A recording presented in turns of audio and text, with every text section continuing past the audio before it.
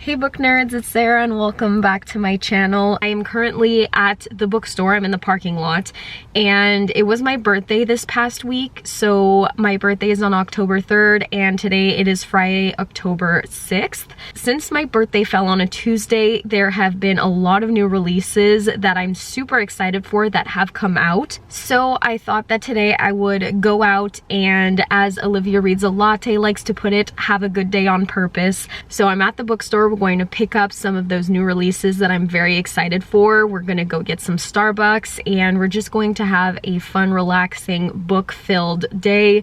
And I decided to take you guys along with me. So I'm super excited to go in and pick up all of those new releases. So let's go ahead and do that right now.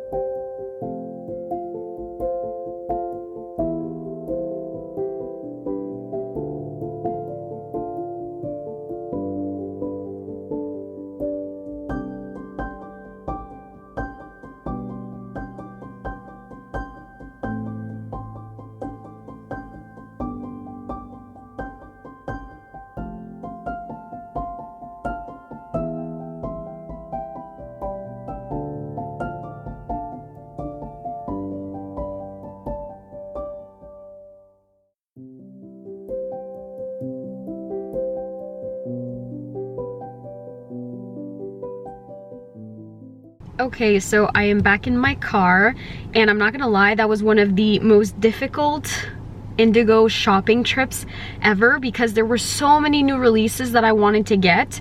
However, I controlled myself and I only got 7 books. Oh gosh, you can't see it, but there they are. I'll show them to you more in depth when we get home. There are a couple of books that I explicitly wanted to get but decided not to get, and a few of those are like the new Chloe Gong book, Throne of the Fallen by Karen Maniscalco, and The Scarlet Veil by Shelby Mahurin. The reason that I didn't end up getting those 3 is because in November I'm going to New York to visit my family for Thanksgiving, and those books have Barnes & Noble exclusive editions, and I kind of want to get those instead of just buying like the normal hardcover editions. So I'm going to wait until November. So in like a month, I will go pick these up at the Barnes & Noble in New York near where my family lives. So that's what we're gonna do. It was so hard for me to leave them behind, but I know I'm going to get like prettier editions, like exclusive editions, and I think for me that's worth the wait, even though it was really hard to put them back on the shelf and to leave them there. It was a very hard decision, but I am happy with the books that I ended up getting. So I'm going to go home and we're going to do a little book haul. Also, I went to Starbucks. There was way too many people in there for me to film, but I got my usual drink, which is a vanilla and coffee venti frappuccino with an extra shot of espresso in it. It is delicious. If you try it, let me know. It's like my go-to thing. Every time I treat myself to Starbucks, that's exactly what I get, like without fail, every single time. That's about it. It was a successful Indigo trip and a successful Starbucks trip. It's currently 1 p.m. so I was in there for about an hour, and I told myself I didn't want to stay in there more than an hour because firstly, I would have started doubting my book choices like I am starting to now. Also, because if I stayed longer, I would risk getting stuck in traffic on the way home, and that's something that I do not, absolutely do not want. So yeah, let's leave. We're gonna drive home and we're gonna do a book haul. Hey, so I am back home. We're going to do the book haul portion of the video, which I am very excited to do because I got a lot of good books, and although I didn't get every single one I wanted because I have to have like some measure of self-control, I got quite a few that I went into there for. So I ended up getting 7 books, and I'm going to show them all to you. The first one, or actually the first 3, is The Inheritance Games by Jennifer Lynn Barnes.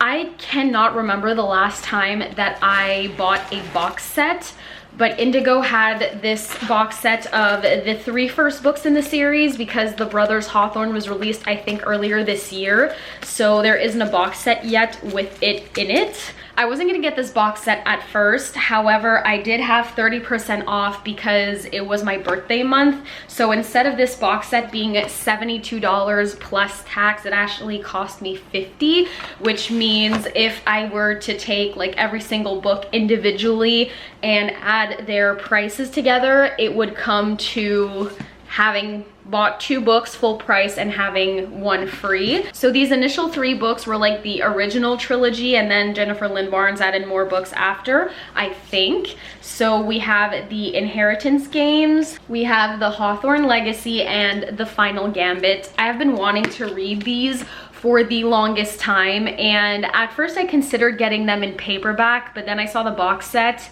and I decided to go full hardcover. These are gorgeous. I'm not quite sure what the synopsis is about, but it says secret passages, elaborate riddles, billions at stake, let the games begin. That's like literally all I need to know, and I'm so excited to read these. If you've read these, let me know what you think in the comments down below. I am always down for like a YA mystery kind of game setting series, or even just a standalone. Like one of the books that I almost got was These Vicious Games, I think it's called, but I am going to put the book cover right here, and it has the same vibes as that, so I feel like these are just going to be a very, very fun time, and I'm so happy that I finally have them in my collection. These next books are all mystery thrillers, I think, except for one. I don't really know the synopsis of them because if you know me, you know that especially with mysteries and thrillers, I prefer to go in blind without knowing anything if I can help it.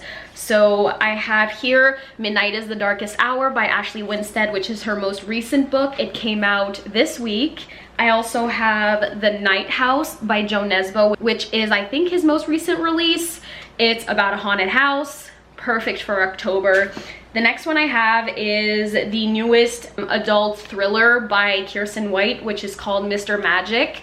Last year, or I think it was 2 years ago, I cannot remember. I think it was last year, I read Hide by Kiersten White, and I was really enjoying it. Didn't care much for the ending though, but the writing is always spectacular, as is the norm with Kiersten White books. So when I saw that she had another adult thriller, I went ahead and added this into my basket and purchased it. And the last one that I got is Starling House by Alex E. Harrow, which is, I think, her newest book. She's the author of Once and Future Witches and the 10,000 Doors of January, I believe, and this is her most recent adult fantasy. It's supposed to be like witchy vibes and stuff like that, so I'm very, very excited to read this. And I'm just now noticing that the copy that I got has the back cover peeling off, which is nice. And this novel, I believe, is about this like abandoned house that has like very mysterious and magical vibes, and our main character is drawn to that house and stuff happens.